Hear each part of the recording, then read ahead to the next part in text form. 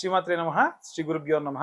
Spy TV ప్రేక్షకులందరికీ కూడా నమస్కారం. శ్రీ వృశ్చిక రాశి వారికి సంబంధించి గ్రహ సంచారాలు కూడా చూసుకున్నట్టయితే మనకు వృశ్చిక రాశి వారికి చతుర్థ స్థానంలో రాహువు, అలాగే పంచమంలో శని, అలాగే ఈ యొక్క సప్తమ స్థానంలో కుజగ్రహ సంచారం, అష్టమంలో సూర్యుడు, నవమంలో బుధ శుక్ర గురు గ్రహాల యొక్క కలయిక, దశమంలో కేతు గ్రహ సంచారం. దశమంలో కేతు ఎప్పుడు లాభించడు.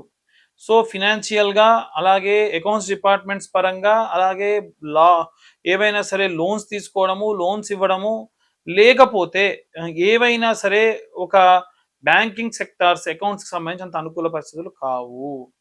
నవమంలో ఉన్నటువంటి బుధ శుక్ర గురువుల యొక్క కలయిక ఏంటంటే న్యూట్రల్ గా ఉంటుంది. విద్యార్థులకు కానీ ఉద్యోగస్తులకు కానీ అందరు కూడా చాలా మంచి న్యూట్రల్ పార్ట్స్ గా చూడవచ్చు. అట్లని చెప్పి అద్భుతమైన రిజల్ట్స్, మంచి పాజిటివిటీ ఉంటుందని చెప్పలేము.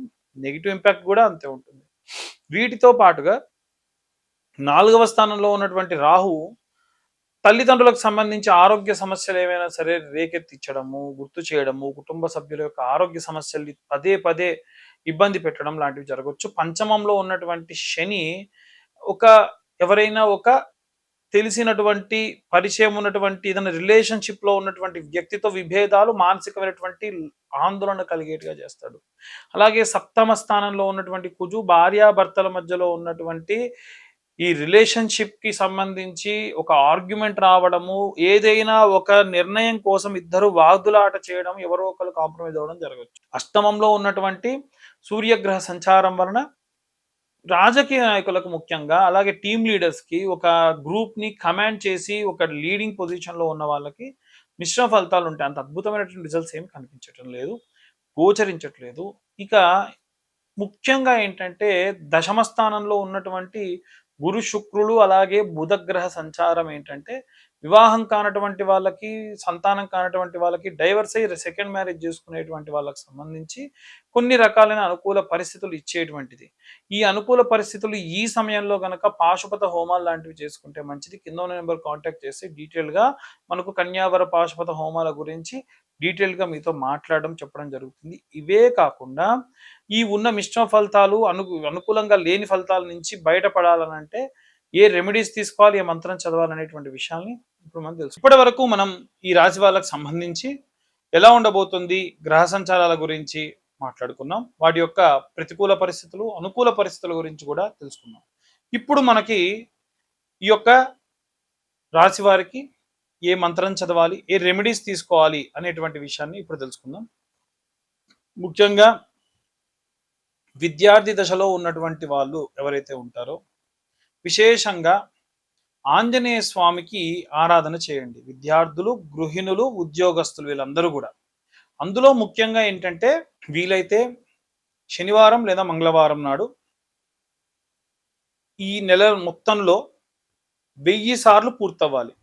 చేసినప్పుడల్లా కనీసం మనం ఒక 100 సార్లు ఇప్పుడు నేను చెప్పేది చేయాలి. ఏమిటి అని అంటే ఒక పేపర్ మీద శ్రీరామ అని రాసి ఆ పేపర్లోని కింద మీ యొక్క కోరికను కోరుకొని, అంటే కోరికను కూడా రాసి సూది దారంతో లేకపోతే మామూలుగా పూలల్లినట్టుగా ఒక 100 సార్లు రాసినటువంటి పేపర్లని అల్లి ఒక దండలా చేసి ఆంజనేయ స్వామి మెడలో వేయండి. దాని వలన విశేషమైనటువంటి విద్య, ఉద్యోగ, గృహ సంబంధించినటువంటి అనుకూల పరిస్థితులు ఉంటాయి. ఎందుకంటే ఆంజనేయ స్వామి వారికి రామనామం పలికి ఆయన మెడలో మీరు వేసేటువంటి కోరిక ఈజీగా తీరుతుంది. అట్లని 100 కోరికలు రాయకండి. వీలైనంత వరకు ఆ 100 కూడా ఒకే రకమైన కోరిక రాయండి. కుటుంబంలో నలుగురు ఉంటే నలుగురు వారి వారి కోరికల్ని ఆ శ్రీరామ అనే దాని కింద ఎవరి కోరిక వారు రాయొచ్చు. ఇలా రాసి ఈ 108 పేపర్లని కూడా ఒక పూలు ఏదైతే అల్లుతారో అలా అల్లండి. వ్యాపారస్తులు ఎవరైతే ఉంటారో మీ వ్యాపార స్థలంలో అమావాస్యకి కూడా పసుపు కొమ్ములతోని దండల అల్లినటువంటి ఆ యొక్క దండని అమ్మవారి మెడలో వేయండి.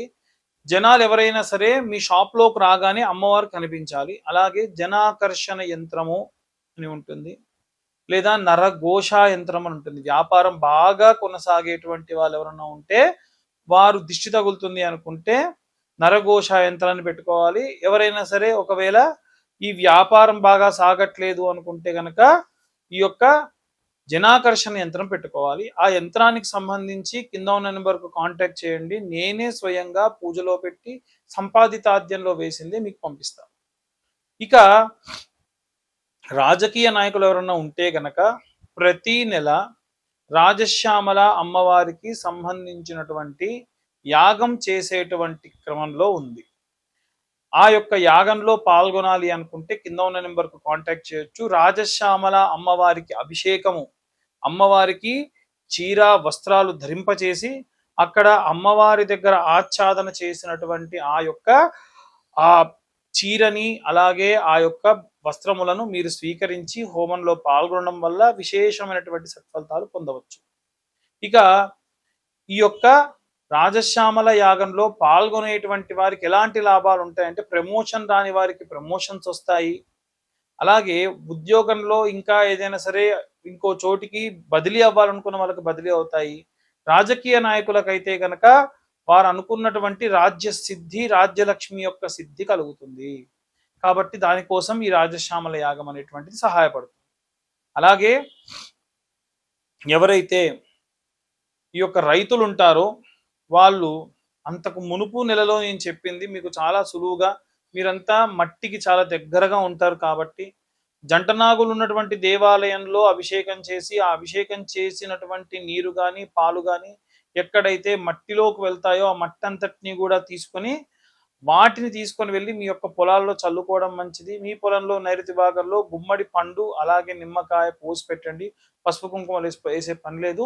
దీని వలన భూమికి సంబంధించి సారము చాలా అద్భుతంగా పెరుగుతుంది.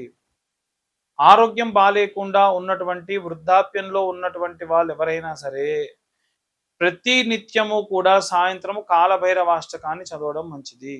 దీని వలన విశేషమైనటువంటి మంచి సత్ఫలితాలు పొందుతారు. వీలైనంత వరకు ప్రతి నెల కూడా నాకు వీలైనంత వరకు ఎక్కడెక్కడ ఎవరెవరు ఎలాంటి గురువులు ఏదైనా ఏం చెబుతున్నారు, ఏ పీఠాధిపతులు ఏవి చెబుతున్నారు, మనం జనాలకు ఎంత వీలైతే అంత ఈ రెమెడీస్ని తీసుకెళ్ళాలి అని అనుకుంటూ ఉన్నాము.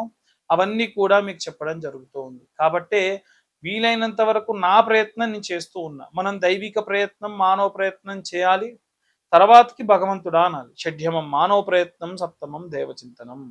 అలాగే జాతకం కోసం చూసేటువంటి వాళ్ళు ఎవరైతే ఉంటారో 120, 150 పేజీల జాతకాన్ని పూర్తిగా డీటెయిల్డ్గా ఒక పీడిఎఫ్ రూపంలో మీకు ఇస్తాను. మీతో డీటెయిల్గా మాట్లాడతాను. అలాగే ఈ యొక్క పీడిఎఫ్కు సంబంధించి కావాలి అనుకున్నటువంటి వాళ్ళు కింద ఉన్న నెంబర్కి మీ పేరు, మీ date of birth, time, place WhatsApp చేస్తే డీటెయిల్డ్గా జాతకం అంతా కూడా మీకు అందించడం జరుగుతుంది. అలాగే ఈ యొక్క నెలలో ఎవరైనా సరే అన్నదానాలు చేయాలి అనుకునేటువంటి వాళ్ళు, విపరీతమైనటువంటి కోరికలు తీరాలి అనుకునేటువంటి వాళ్ళందరూ కూడా ఈ కేటగిరీలోకి వస్తారు. మీరందరూ కూడా నిత్యం అన్నదానం చేసేటువంటి వాళ్ళే. ఎలా చేయాలండి అనంటే ఒక పిరికెడు బియ్యం మీరు అన్నం వండుకునేటప్పుడు కొత్త డబ్బాలో వేయండి. తూచా తప్పకుండా 3 నెలలకో 4 నెలలకో 6 నెలలకో ఆ బియ్యం ఎంత జమ అయితే అంత ఎక్కడ అన్నదానం జరుగుతుంటే అక్కడ తీసుకెళ్ళి ఇవ్వండి. దానివల్ల నిత్యం అన్నదానం చేసినటువంటిది మీ అకౌంట్లో పడుతుంది. కాబట్టి ఈ రెమెడీస్ అన్నీ కూడా ఏంటంటే మనము మనుషులుగా పుట్టి దేవుడికి ఎంత చేరువుగా అవ్వాలి, మానవత్వానికి ఎంత దగ్గర అవ్వాలి అనేటువంటివి మిళితం చేస్తూ మీ అందరికీ అందించడం జరుగుతుంది. సర్వే జనా సుఖినో భవంతు. స్వస్తి.